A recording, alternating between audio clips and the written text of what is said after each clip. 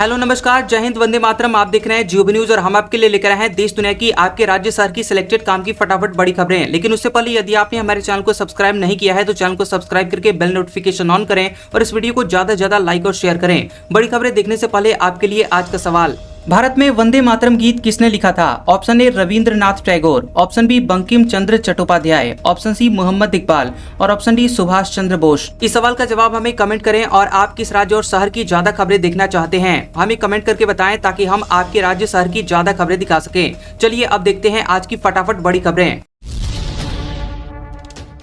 Fingerprint के जरिए अब कर सकेंगे यूपीआई से पेमेंट, जल्द मिल सकती है नई सुविधा। अभी लेन देन के लिए पिन का इस्तेमाल होता है। यूपीआई यूजर्स जल्द ही फेस या फिर फिंगरप्रिंट के जरिए पेमेंट कर पाएंगे। मीडिया रिपोर्ट्स के मुताबिक यूपीआई को ऑपरेट करने वाली एजेंसी एनपीसीआई बायोमेट्रिक के जरिए पेमेंट की सुविधा देने की तैयारी कर रहा है। इसके बाद यूपीआई पेमेंट करने के लिए पिन की जरूरत ऑप्शनल हो जाएगी। आपको बता दें कि बायोमेट्रिक पेमेंट्स में पहचान, फिंगरप्रिंट, फेस आईडी जैसी अनोखी शारीरिक विशेषताओं से होगी। ये पिन या फिर पासवर्ड से ज्यादा सुरक्षित और आसान है क्योंकि इसे कॉपी कर पाना मुश्किल है। जैसे आप अपने स्मार्टफोन को फिंगरप्रिंट और फेस आईडी के जरिए अनलॉक कर पाते हैं, वैसे ही आप पेमेंट भी कर पाएंगे। लोकसभा में ऑपरेशन सिंदूर पर बहस, पीएम मोदी ने कहा, मैं इस सदन में भारत का पक्ष रखने के लिए खड़ा हुआ हूं। प्रधानमंत्री नरेंद्र मोदी लोकसभा में ऑपरेशन सिंदूर पर सदन में संबोधित किए और उन्होंने कहा कि मैं कहना चाहता हूं कि ये विजय उत्सव आतंकवादी हेडक्वार्टर्स को मिट्टी में मिलाने का है। उन्होंने कहा कि सत्र के प्रारंभ में ही मैं जब मीडिया से बात कर रहा था तब मैंने सभी सांसदों से कहा था कि यह सत्र भारत के विजय उत्सव का सत्र है। संसद का ये सत्र भारत के गौरव गान का सत्र है। मोदी से पहले राहुल गांधी ने कहा कि अमेरिकी राष्ट्रपति ट्रंप ने 29 बार कहा है कि हमने युद्ध रुकवाया। अगर दम है तो प्रधानमंत्री यहाँ सदन में ये बोल दें कि वो झूठ बोल रहे हैं।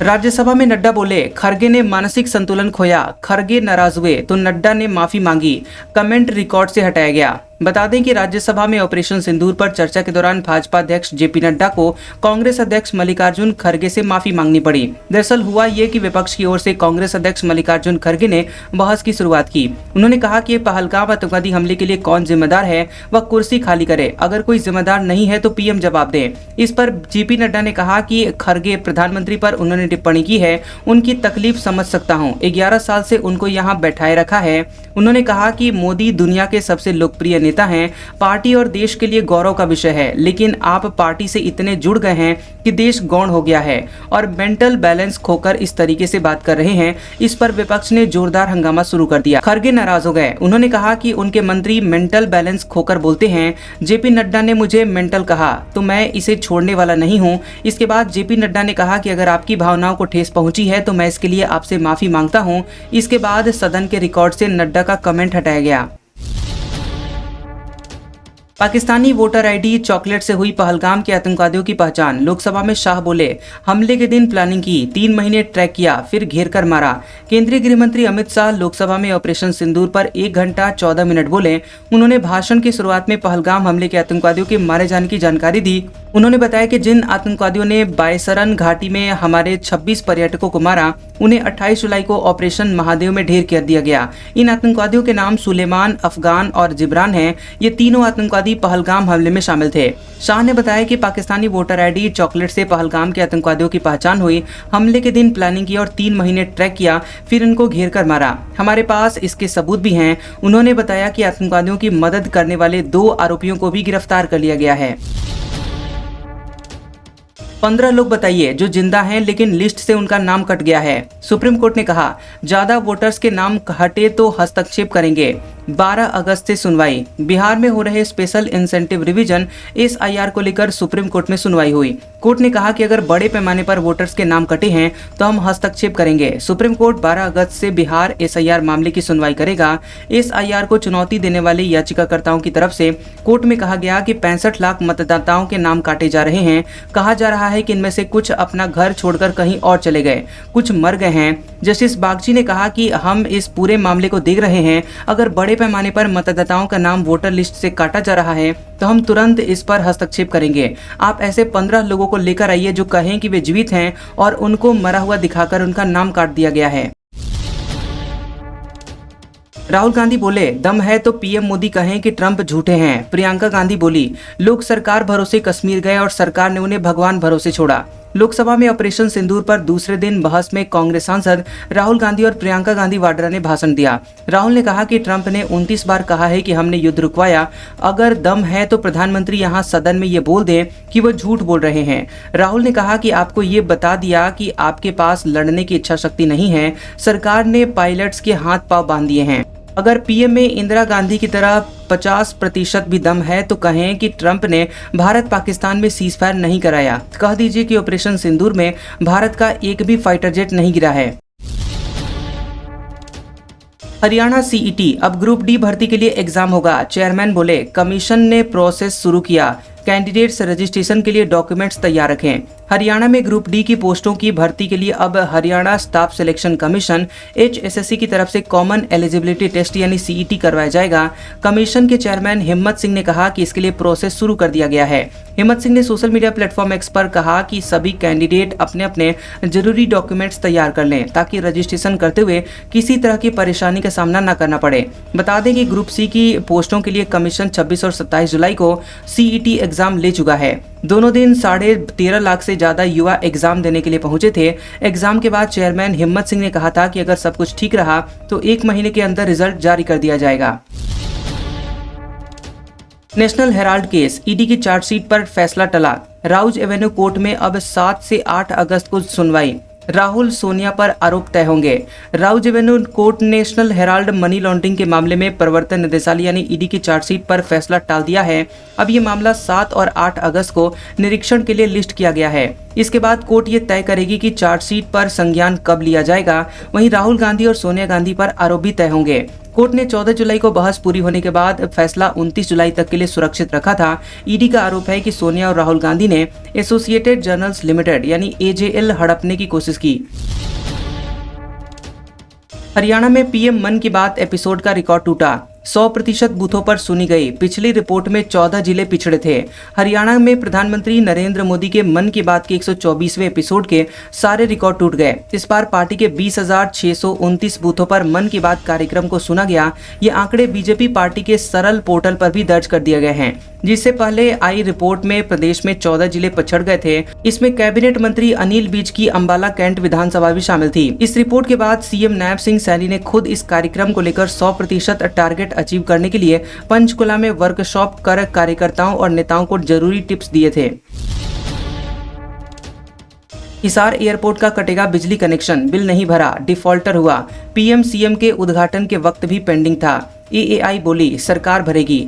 हरियाणा के इकलौते महाराजा अग्रसेन हिसार एयरपोर्ट का बिजली कनेक्शन कट सकता है।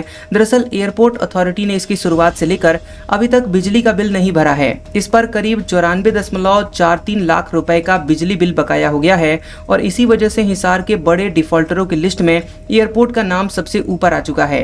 एयरपोर्ट पर बिजली निगम ने अपना अलग से बिजली घर बनाया हुआ है ताकि निर्बाध रूप से यहाँ पर बिजली मिलती रहे, मगर एयरपोर्ट अथॉरिटी ने समय पर बिल भरने की बजाय लाखों की पेंडेंसी कर दी और ये हर महीने करीब यहाँ 13 लाख रुपए औसतन बिजली का बिल आता है। हैरानी की बात तो यह है कि जब पीएम नरेंद्र मोदी और सीएम नायब सिंह सैनी ने इसका उद्घाटन किया था तो भी बिजली का बिल पेंडिंग ही पड़ा हुआ था। इसके बारे में हिसार बिजली निगम के SDO सिटी मुकेश रोहिल्ला का कहना है कि बिल नहीं भरने वाले डिफॉल्टरों का कनेक्शन काट दिया जाएगा। उधर एयरपोर्ट अथॉरिटी से इसका कारण पूछा गया तो उनका कहना है कि बिजली बिल भरने का काम सिविल एविएशन हरियाणा और सरकार का है, इसमें एयरपोर्ट अथॉरिटी का कोई रोल नहीं है। डिंपल पर कमेंट करने वाले मौलाना रशीदी को पीटा गया। नोएडा में डिबेट के दौरान समाजवादी पार्टी कार्यकर्ताओं ने जड़े कई थप्पड़, भागकर बचाई जान। समाजवादी पार्टी सांसद डिंपल यादव पर कमेंट करने वाले ऑल इंडिया इमाम एसोसिएशन AIIA के अध्यक्ष मौलाना साजिद रशीदी पर हमला हुआ है। मौलाना नोएडा के एक चैनल में लाइव डिबेट में पहुंचे हुए थे। डिबेट खत्म होने के बाद कुछ लोगों ने उन पर हमला कर दिया। ताबड़तोड़ कई थप्पड़ जड़ दिए। मौलाना ने मौके से भागकर अपनी जान बचाई। सिक्योरिटी वालों ने हमलावरों से उन्हें छुड़ाया और ये मामला सेक्टर 126 का है। मौलाना साजिद ने समाजवादी पार्टी कार्यकर्ता कुलदीप भाटी और मोहित नागर पर हमला करने का आरोप लगाया है। मौलाना आरोपियों के खिलाफ थाना सेक्टर 126 में शिकायत दर्ज कराने पहुंचे। पुलिस मामले की जाँच में जुटी हुई है। विधानसभा से पास बिल को राष्ट्रपति राज्यपाल की मंजूरी कब तक? सुप्रीम कोर्ट में 19 अगस्त से सुनवाई। सीजेआई की बेंच बोली केंद्र राज्य 12 अगस्त तक अपना पक्ष रखे। सुप्रीम कोर्ट ने राष्ट्रपति के उस रेफरेंस पर सुनवाई की तारीखें तय कर दी है जिसमें पूछा गया है कि क्या राज्य विधानसभाओं से पारित विधेयकों पर राष्ट्रपति या राज्यपाल की सहमति के लिए कोई समय सीमा तय की जा सकती है। इस संवैधानिक मुद्दे पर 19 अगस्त से सुनवाई होगी। मुख्य न्यायाधीश BR गवई की अगुवाई वाली 5 जजों की बेंच ने केंद्र और सभी राज्यों को 12 अगस्त तक लिखित पक्ष जमा करने को कहा है। बेंच में justice Suryakant, justice Vikram Nath, justice PS Narasimha और जस्टिस AS चंदरकर भी शामिल हैं। बेंच ने कहा कि 19 अगस्त को केरल और तमिलनाडु जैसे राज्यों की प्रारंभिक आपत्तियों पर 1 घंटे की सुनवाई होगी। उन्होंने इस राष्ट्रपति के रेफरेंस की वैधता पर सवाल उठाया। कोर्ट ने कहा कि 19, 20, 21 और 26 अगस्त को केंद्र और रेफरेंस का समर्थन करने वाले राज्यों की दलीलें सुनी जाएंगी। वहीं 28 अगस्त और 2, 3 और 9 सितंबर को यहां पर विरोध करने वाले राज्यों की सुनवाई होगी। जवाबी दलीलें 10 सितंबर को सुनी जाएंगी। ऑपरेशन सिंदूर पर बहस से थरूर और मनीष तिवारी दूर। तिवारी ने लिखा, भारत का रहने वाला हूं। थरूर ने कहा था मौन व्रत। बता दें कि संसद में चल रही ऑपरेशन सिंदूर पर पार्टी की ओर से न बोलने दिए जाने पर कांग्रेस नेता शशि थरूर के बाद मनीष तिवारी ने भी नाराजगी जाहिर की। कांग्रेस सांसद और पूर्व केंद्रीय मंत्री तिवारी ने सोशल मीडिया पर एक पोस्ट में एक खबर का स्क्रीनशॉट साझा किया जिसमें बताया गया था कि थरूर और उन्हें क्यों बोलने नहीं दिया गया। तिवारी ने इसके साथ पूरब और पश्चिम फिल्म के देशभक्ति गीत की पंक्तियां लिखी, भारत का रहने वाला हूं, भारत की बात सुनाता हूं, जय हिंद। वहीं अपने ट्वीट के बारे में पूछे जाने पर तिवारी ने मीडिया से कहा, अंग्रेजी में कहावत है, if you don't understand my silences you will never understand my words, यानी कि अगर तुम मेरी चुप्पी नहीं समझ सकते तो मेरी बातों को कभी नहीं समझ पाओगे। एप्पल पहली बार चीन में रिटेल स्टोर बंद करेगा। वहां कंपनी के कुल 56 स्टोर्स। अब भारत UAE के बाजारों में नए स्टोर खोलने की प्लानिंग। टेक कंपनी एप्पल ने चीन में रिटेल स्टोर को बंद करने का ऐलान कर दिया है। कंपनी 9 अगस्त को डिलायान शहर के पार्कलैंड मॉल में स्थित अपने स्टोर को बंद करेगी। ये पहली बार है जब एप्पल 2008 में चीन में पहला स्टोर खोलने के बाद कोई आउटलेट बंद कर रही है। हालांकि कंपनी ने कहा है कि वह चीन में बाजार हिस्सेदारी बनाए रखने और भारत, सऊदी अरब और UAE जैसे मार्केट में नए स्टोर खोलने पर फोकस कर रही है। डिंपल यादव बोली, ट्रंप से सीज फायर क्यों करवाया? अनुप्रिया का जवाब, आपको ट्रंप पर भरोसा, मोदी पर नहीं। अखिलेश का तंज, करप्शन लीक हो रहा। संसद के मानसून सत्र का 7वां दिन था और लोकसभा में लगातार दूसरे दिन ऑपरेशन सिंदूर पर चर्चा हुई। समाजवादी पार्टी सांसद डिंपल यादव ने कहा कि पहलगाम में हुआ आतंकवादी हमला कहीं न कहीं भारत की सुरक्षा पर आघात है। सरकार कह रही थी कि वह कश्मीर में सब कुछ नॉर्मल है, ये नैरेटिव सेट करने की कोशिश कर रहे थे। पहलगाम की घटना उसी का नतीजा है। पहलगाम वैली में हजारों टूरिस्ट वहां जा रहे थे तो वहां सुरक्षा क्यों नहीं थी? योगी ने 22,000 करोड़ की परियोजनाओं को दिखाई हरी झंडी। वाराणसी आजमगढ़ मंडल के MLA MLC बनवाएंगे 3165 सड़कें और पुल। बता दें कि वाराणसी में 2 दिवसीय दौरे पर CM योगी आदित्यनाथ ने वाराणसी और आजमगढ़ मंडल में विकास परियोजनाओं को हरी झंडी दिखाई। विधायकों से विकास प्रस्तावों पर चर्चा के बाद उन्हें मंजूरी दे दी। सबसे ज्यादा प्रोजेक्ट PWD से जुड़े हुए नजर आए। अफसरों ने आंकड़ा निकाला तो 3165 विकास कार्यों को 22,468 करोड़ रुपए से करवाया जाएगा। CM ने सभी विधायकों के साथ PWD के अफसरों से संवाद किया। जनप्रतिनिधियों से उनके विधानसभा क्षेत्र की परिस्थितियों, विकास परक कार्यों और जनता की मूलभूत जरूरतों को भी जाना। इसके साथ ही उन्होंने एक एक करके व्यक्तिगत रूप से चर्चा कर प्राथमिकताएं पूरी करने की बात कही। बांके बिहारी मंदिर कॉरिडोर की सुनवाई सुप्रीम कोर्ट में टली। गोस्वामी की रिव्यू पिटीशन पर सुनवाई होनी थी, हफ्ते भर बाद की लगेगी तारीख। बता दें कि ठाकुर श्री बांके बिहारी मंदिर अधिग्रहण और कॉरिडोर निर्माण मामले में सुप्रीम कोर्ट में होने वाली सुनवाई अगली तारीख तक टल गई है। अब श्री बांके बिहारी मंदिर से जुड़े हुई सभी याचिकाओं की सुनवाई की तिथि मुख्य न्यायाधीश द्वारा तय की जाएगी और इससे पहले इस मामले की सुनवाई डबल बेंच में की जा रही थी। बता दें कि बांके बिहारी मंदिर कॉरिडोर बनाने और मंदिर का पैसा प्रयोग करने को लेकर दिए गए सुप्रीम कोर्ट के आदेश को लेकर मंदिर के सेवायत देवेंद्र गोस्वामी द्वारा सुप्रीम कोर्ट में 27 मई को रिव्यू पिटीशन दाखिल की गई थी। इस मामले में कोर्ट ने 29 जुलाई की तारीख तय की थी और यहां जिसे अब 1 हफ्ते के लिए टाल दिया गया है। बिहार कैबिनेट की बैठक में 41 एजेंडे पर मुहर लगी। पत्रकारों की पेंशन, सफाई कर्मचारी आयोग के गठन को मंजूरी। ड्यूटी से गायब रहने वाले 7 डॉक्टर बर्खास्त किए गए। नीतीश कैबिनेट की बैठक में 41 एजेंडों पर मुहर लगी है। इसमें पत्रकारों के लिए पेंशन योजना की राशि बढ़ाकर 6,000 से 15,000 रुपए करने के प्रस्ताव को मंजूरी मिली है। बिहार राज्य सफाई कर्मचारी आयोग के गठन को भी बैठक में मंजूरी दे दी गई है। ये फैसला राज्य के सफाई कर्मचारियों को संगठित करने के लिए एक महत्वपूर्ण था। वहीं गन्ना उद्योग विभाग के भर्ती सेवा नियमावली को अप्रूवल मिला है। बिहार मोटर वाहन दुर्घटना दावा न्यायाधिकरण प्रस्ताव, बिहार पशु चिकित्सा सेवा नियमावली को मंजूरी मिली है। जोधपुर में ड्रामा लूट का नया ट्रेंड, लुटेरा गैंग का वीडियो सामने आया। MDMH के बाहर वारदात, पुलिस ने रिपोर्ट का इंतजार किए बिना ही ढूंढ निकाला। जोधपुर शहर में सड़क पर पैदल चलने वाले सीधे साधे लोगों को अब सावधान रहने की जरूरत है, क्योंकि शहर के अलग अलग इलाकों में कुछ ऐसे लुटेरों के अलग अलग गिरोह सक्रिय हैं, जो कि पहले तो राह चलते लोगों से जानबूझकर टकराते हैं, उसके बाद सीधे साधे लोगों को अपने साथियों से डरा धमकाकर रुपए वसूलकर फरार हो जाते हैं। ऐसा ही एक मामला सामने आया है कि शहर के सबसे पॉश क्षेत्र शास्त्री सर्कल के निकट MDM हॉस्पिटल के बाहर, जहां इसी तर्ज पर वारदात करने वाले बदमाशों की कारस्तानी एक दुकान में लगे हुए CCTV कैमरे में कैद हो गई। इस घटना का वीडियो सामने आया तो पुलिस ने भी पीड़ित और उसकी तरफ से रिपोर्ट का इंतजार किए बिना ही बदमाशों की तलाश शुरू की और 3 बदमाशों को गिरफ्तार कर लिया। बता दें कि शास्त्री नगर थानाधिकारी जुल्फिकार अली ने बताया कि MDM हॉस्पिटल के सामने स्थित एक मेडिकल शॉप में लगे हुए CCTV कैमरे का एक फुटेज सोशल मीडिया पर वायरल हुआ था, जिसमें 3 युवक एक ग्रामीण से रुपए लेते नजर आ रहे थे। इसकी छानबीन करने पर पता चला कि तीनों युवक नशेड़ी और बदमाश प्रवृत्ति के हैं, इसलिए उनकी तलाश शुरू कर दी गई और इसके साथ ही ग्रामीण के बारे में भी पड़ताल की गई। पड़ताल में सामने आया कि बलोत्रा निवासी उजाला राम भील अपने इलाज के लिए MDM हॉस्पिटल आया था।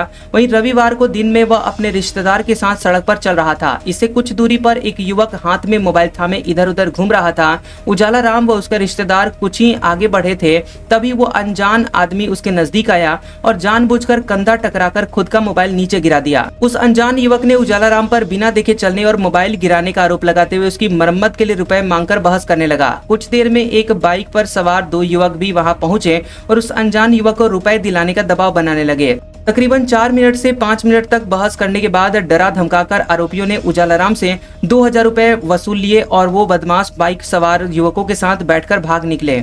आज का सुविचार, चाहे जिंदगी कितना भी कठिन क्यों न लगे, आप हमेशा कुछ न कुछ कर सकते हैं और जिंदगी में सफल हो सकते हैं। कैसा लगा ये वीडियो हमें कमेंट सेक्शन में जरूर बताएं। वीडियो पसंद आया हो तो वीडियो को लाइक और शेयर करें और ऐसी इंटरेस्टिंग वीडियोस देखने के लिए हमारे चैनल GOB न्यूज को सब्सक्राइब करें और बेल आइकॉन को दबाएं। और हमारे ओल्ड और लेटेस्ट वीडियोस देखने के लिए हमारे प्लेलिस्ट और कम्युनिटी टैब को जरूर चेक करें। तो मिलते हैं अगले वीडियो में, तब तक के लिए आपका शुक्रिया।